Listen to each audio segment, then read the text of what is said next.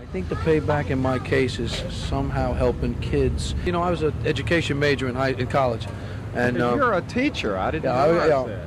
Well, I had a little degree. I was telling people that I was going to take off a couple of years and try to be a teacher in an inner city school in America and see what it was really like. At Northeast High, I got a year-long glimpse at how hard it is to teach the youth of today, what it's like to be a teacher. I mean, let's make a teacher job list, okay? I love lists. I can't say lists, but I love making them. So each teacher is responsible for 150 students. Let me change one word. In high school, 150 teenagers, each with their own electronic device. Oh, yes, yes. Nowadays, the unmotivated student is no longer the exception. But I did love it, and I loved writing about it. I think my book is good. It's good for first-year teachers and for second career teachers. Because when you're crying over a blown lesson or because some kid broke your heart, you know you're not the only one. And one more thing, on the subject of educating all of America's kids, the move to privatize education is fraught. I think it's very dangerous, it's troubling.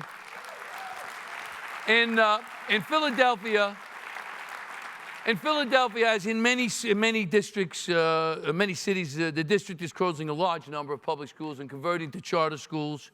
And if charter schools were all working, there would be no discussion, folks. But they're not. They're not. Some work and some don't. And the worry is that privatization makes a two-tier system inevitable. The motivated kids with their motivated parents and guardians in one school, and everybody else left behind. Mr. David Cohn, who worked with him for the year in Northeast High School. And was he as energetic and passionate in the classroom as he was with us just now? He came in one morning, and my jacket wasn't even off yet, and he had talked about the New York Times that he had read, this lesson, Miss Carroll coming on the field trip. I hadn't even taken my jacket off, and then he left. It just wasn't about, he just left, and I lost it. I wanted this teaching job. I didn't want training wheels. I wanted to do this. And they said, well, you can do this if you have this teacher sit in the background and back and watch you. And I was sort of against that. And I didn't like it. And then one day I was stumped and I went, what do you think, Mr. Cohen?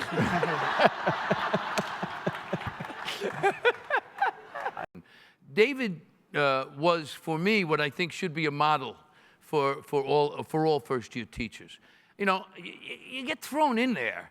I turned around and looked at those kids, and I didn't know what to do. You know, I was supposed to say this. My opening line was, hello, I'm Mr. Danza. Turn to the class and say, I'm here to be your English teacher. I couldn't get it out. I'm gonna be, and, you know, I mean, somebody had to smack me to get it going, but he was there every day, and every day after we finished, I would go to his office and we would have a post-mortem, and we would talk about, a lot of times it was, and we would talk about what I did wrong, what I did right, what I didn't do, what I could. A lot of times, basically, his advice was talk less.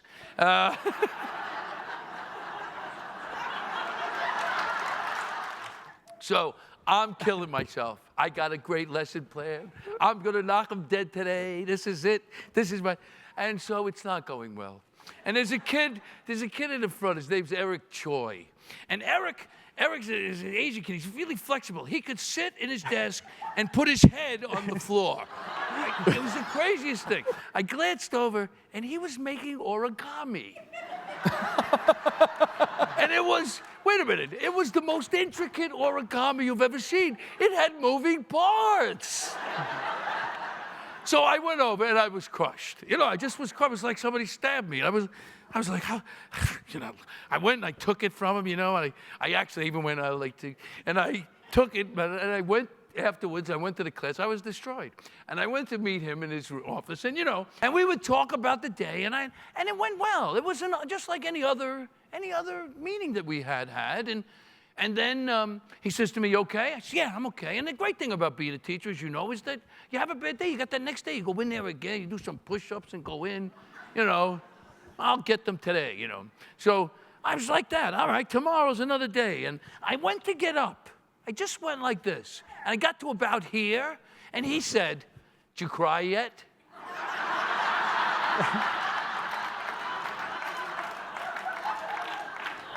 And I'm telling you, I could cry now. I swear, I went like this. No, yeah, but and I started to cry, and I mean sob. And I ran like a dope. I ran out of the office and out into the hallway, and it was loaded with teachers and students. And I was literally sobbing. I couldn't stop, right? I couldn't stop. Yeah, it was my first time trying to console a man like that.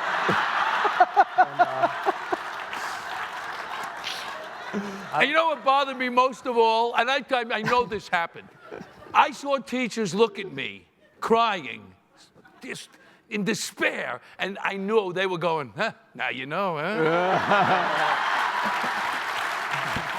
David. Yeah.